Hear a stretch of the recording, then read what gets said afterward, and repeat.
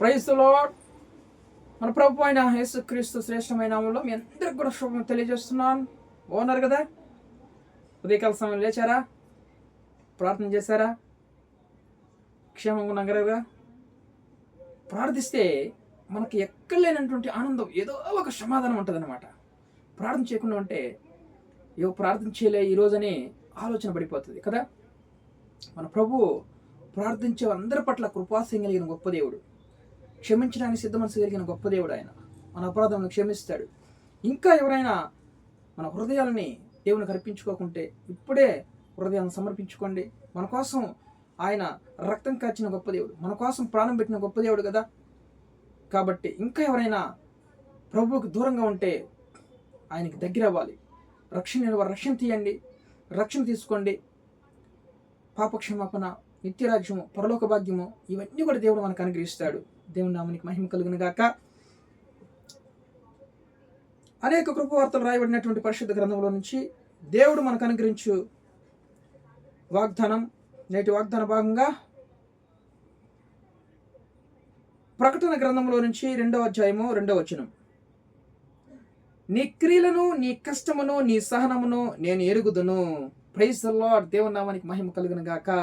చూడండి, ఇక్కడ దేవుడు నీ క్రియలను, నీ కష్టమును, నీ సహనమును నేను ఎరుగుదును అంటున్నాడు దేవుడు.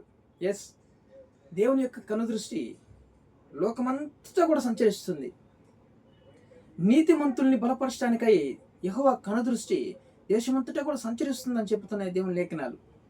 ఎస్, ఏం చేస్తున్నావో ఆయన ఎరిగి ఉన్నాడు, బాగుగా ఎరిగి ఉన్నాడు ఆయన. నువ్వు ప్రార్థన చేసేది ఆయనకు తెలుసు.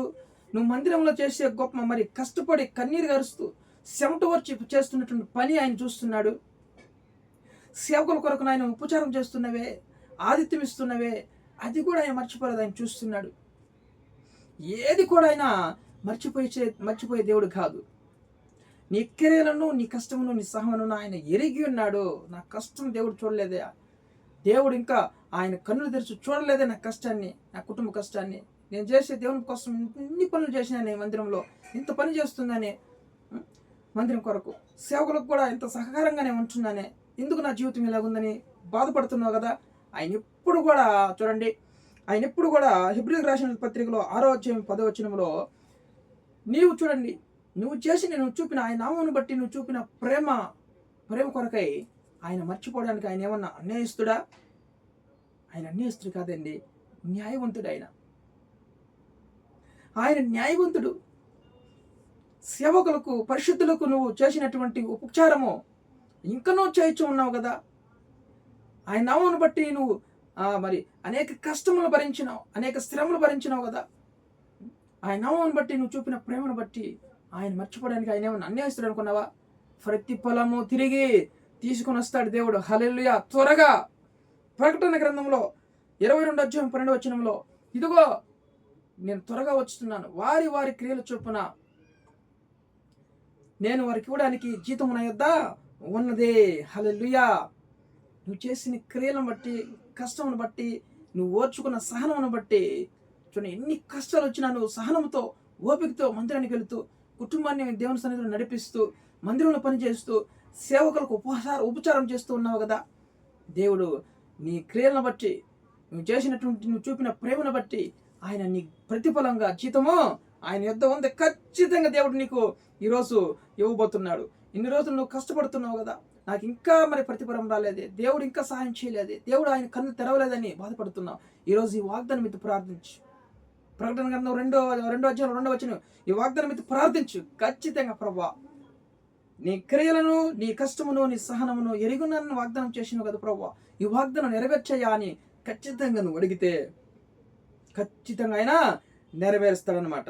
నువ్వు చేసిన పనికి మర్చిపోవడం, ఆయన ఎప్పుడు కూడా మర్చిపోయే దేవుడు కాదు. 1 కొరింథీ 15వ అధ్యాయము 58వ వచనంలో చూడండి, ప్రభువునందు నీ ప్రయాసం వ్యర్థం కాదని ఎరిగి, చూడండి, స్థిరులను ఆసక్తి గలవారై, ప్రభువు కార్యాభివృద్ధి ఎప్పటికీ మీరు స్థిరులను ఆసక్తి కలిగి ఉండండి.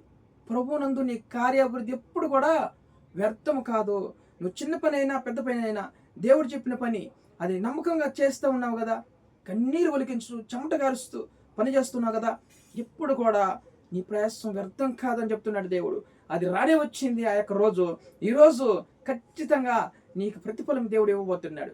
నీ కష్టము నీ కెరీర్ని ఆయన ఎరిగి ఉన్నాడు. నీ సహనం ఆయన నువ్వు ఓర్పుతో సహనంతో ఓర్చుకొని నీ కష్టాలు నష్టాలు వచ్చినా కూడా ప్రభు కొరకు నువ్వు ప్రయాసపడుతున్నవే, మందిరంలో ప్రయాసపడుతున్నవే, ప్రార్థనలో కన్నీరు గరుస్తూ చూడండి, కన్నీరు గరుస్తూ ప్రార్థిస్తున్నవే, ఆయన ఇప్పుడు కూడా నీ కష్టార్జితాన్ని మర్చిపోయే దేవుడు కాదు, నీ సహనమును మర్చిపోయే దేవుడు కాదు, నీ క్రియలను ఆయన మర్చిపోయే దేవుడు కాదు. ప్రభు కోసం నువ్వు చేసిన ప్రతి ఒక్క పని కూడా ప్రతిఫలం జీతంగా ఆయన జీతం ఇవ్వడానికి రెడీగా ఆయన ప్రకటన గ్రంథం చెప్పండి ప్రకారం 22 అధ్యాయము 12 వచనంలో వారి వారి క్రియలు చొప్పున ఆయన ప్రతిఫలం ఆయన వద్ద ఇవ్వడానికి జీతం ఆయన వద్ద ఉంది. హల్లెలూయా. దేవుని నామానికి మహిమ కలుగును గాక. ఈరోజు కన్నీరు గారుస్తూ ప్రార్థిస్తున్నావు కదా, మందిరంలో పని చేస్తున్నావు కదా, దేవుడు నిన్ను మర్చిపోడు. ఎప్పుడు కూడా మర్చిపోయే దేవుడు కాదు. అదే ఆసక్తి కలిగి ఉండు, అదే నమ్మకం కలిగి ఉండు, అదే కష్టమును సహనమును అంతంతో మరణం వరకు చూడండి, మరణం వరకు నువ్వు సహించుచు ఉండు. ఎప్పుడు కూడా నీకు జీవకిరీటం ఇస్తారని అదే ప్రకటన గ్రంథంలో దేవుడు రాస్తున్నాడు అన్నమాట. మరణం వరకు నువ్వు నమ్మకస్తుడిగా ఉంటే ఖచ్చితంగా నీకు జీవకిరీటం నువ్వు పొందుకుంటావు. నీకు జీవకిరీటం ఇస్తాడు దేవుడు. మధ్యలో విడిచిపెట్టగాకు. అదే ఆసక్తి, అదే ప్రార్థన, అదే క్రియలను కష్టమును సహనమును అది విడిచిపెట్టగా కొనసాగించు. ఖచ్చితంగా దేవుడు గొప్ప కార్యం చేస్తాడు. ఈరోజు నీ క్రియలను నీ కష్టమును నీ సహనమును నేను ఎరిగి ఉన్నాను అన్నాడు దేవుడు. హల్లెలూయా. భౌతికమైన ఆశీర్వాదాల కోసం పరిగెత్తొద్దు. అవన్నీ కూడా ఈ లోకంలో నశించిపోయేవి అన్నీ కూడా. కానీ ఆత్మీయ కార్యాల కొరకు, మందిరంలో పని కొరకు, ఆత్మీయ కార్యాల కొరకు నువ్వు ముందుకు ఎప్పుడైతే పరిగెత్తుతావో నీ క్రియలను నీ కష్టమును నీ సహనం ఎప్పుడు కూడా వ్యర్థమే కానే కాదు. దేవుడు అంతకంతకు నీకు ప్రతిఫలం ఇస్తాడు. వడ్డీతో కూడా సగం తిరిగి నీకు ఇస్తాడు దేవుడు. నీ ప్రయాసం, నీ కన్నీరు బొట్టు, నీ చెమట ఏది కూడా వ్యర్థము కానేరదండి. లోకానుసారంగా పరిగెత్తొద్దు. లోకంలో నాశల కొరకు ఎప్పుడు కూడా పరిగెత్తొద్దు. ఖచ్చితంగా దేవుడు నువ్వు దేవుని కోసం చేసే ప్రతి ఒక్క పని, ప్రార్థన, నీ కష్టము, మందిరంలో చేసే పని, సేవకుల కొరకు నువ్వు చేసిన ఉపకారము మర్చిపోయడానికి ఆయన ఏమన్నా అన్యాయస్తుడు కానే కాదు. ఖచ్చితంగా దేవుడు నీ పట్ల ఉపకారం చేస్తాడు. దేవుని నామానికి మహిమ కలుగును గాక. ఈరోజు ఆ రోజు ప్రతిఫలం ఇచ్చే రోజు వచ్చేసింది. ఆయన చూస్తున్నాడు, ఆయన ఎరిగి ఉన్నాడు నీ కష్టమును. ఈరోజు చూస్తున్నాడు దేవుడు, నీకు ప్రతిఫలం ఇస్తాడు దేవుడు. బాధపడకండి, ప్రార్థన చేసుకుందాం. ప్రేమ కలిగినటువంటి మా ప్రియ పరలోకపు తండ్రి, మీ ఘనమైన నామను బట్టి మేము స్తుతిస్తున్నాం ప్రభా. ఈ యొక్క ఉదయకాల సమయంలో మమ్మల్ని ప్రేమించి మరి ఆయన నిత్యముగా నీ క్రియలను, నీ కష్టమును, నీ సహనమును నేను ఎరిగిన్నాను వాగ్దానం చేసిన గొప్ప దేవుడు తని నాయన ప్రభా. అయ్యా, నువ్వు మర్చిపోయేదానికి ఏమన్నా అన్యాయస్తుడు కాదు నాయన ప్రభా. మీ బిడ్డలు చేసిన సేవకులలో నాయన చేసినటువంటి ఆ పనులను బట్టి, ప్రేమను బట్టి నాయన ప్రభా, మర్చిపోయేదానికి నువ్వేమన్నా అన్యాయస్తుడు కాదు, నువ్వు న్యాయస్తుడు అని నాయన ప్రభా, నువ్వు న్యాయం తెచ్చే దేవుడు అని లేఖనాలు చెల్లిస్తున్నాయి తండ్రి. మీకు వందనాలు చెల్లించుకుంటున్నాం ప్రభా. అయ్యా యేసయ్యా, మీకు వందనాలు. ఉద్యోగం ఉద్యోగం తెచ్చింది, వివాహం కాని వారికి వివాహం తెచ్చింది, గర్భాలైన వారికి గర్భాలను తెరవండి తండ్రి యేసు నామములో. ప్రయాణస్తులందరినీ కాపాడండి, క్షేమం తెచ్చింది, ప్రతి విధమైన కీడు నుంచి తప్పించండి. యేసయ్యా, మీకు వందనాలు తండ్రి నాయన. అయ్యా, గర్భిణీ స్త్రీ ముట్టి సుఖపరచాలని అనుగ్రహించండి. కుటుంబంలో సమాధానం, ఐక్యత, నెమ్మది తెచ్చండి. భార్య భర్తల మధ్య సమాధానం తెచ్చండి. విడిపోయిన కుటుంబాలు ఏకజనంగా చేయండి. వెడ్డింగ్ డే, యానివర్సరీ జరుపుకుంటున్నటువంటి వాళ్ళ జీవితాల్లో తోడేండి సహాయం చేయండి. మరి నూతన దినాన్ని అనుగ్రహించండి ప్రభా. మీకు వందనాలయ్యా. సేవకుల్ని, సంఘాలని, దేశాన్ని, రాష్ట్రాన్ని అంతా కాపాడండి, క్షేమం తెచ్చండి. దేశం పట్ల క్షేమం తెచ్చామని ప్రార్థిస్తున్నాయన.